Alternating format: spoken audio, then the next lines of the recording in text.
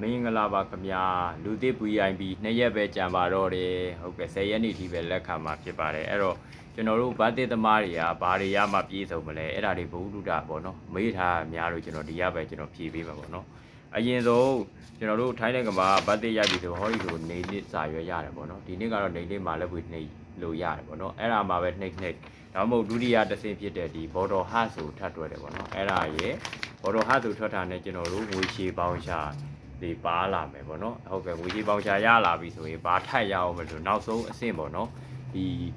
အနုမဘိုင်အနုမစောင့်ရပါမယ်ဒီဘိုင်အနုမရမှသာပြည့်စုံမှာပေါ့နော်တချို့ကလည်းဘိုင်အနုမနဲ့လက်ပွေနှိပ်တာရှိရယ်နေလေးနဲ့လက်ပွေနှိပ်တာရှိရယ်ဘလို့ပဲနှိပ်ဒီဘိုင်အနုမမှာပြည့်စုံတာဒါနဲ့ပဲကျွန်တော်တို့ဗီဇာတွေပါတိုးလို့ရတာပေါ့တခုရှိတာဒီဘော်တော်ဟတ်ဆိုရပြီဆိုတာနဲ့ကျွန်တော်တို့စာအုပ်အလို့ရှိတဲ့လူတွေကဗီဇာထည့်လို့ရပါတယ်ဟုတ်ကဲ့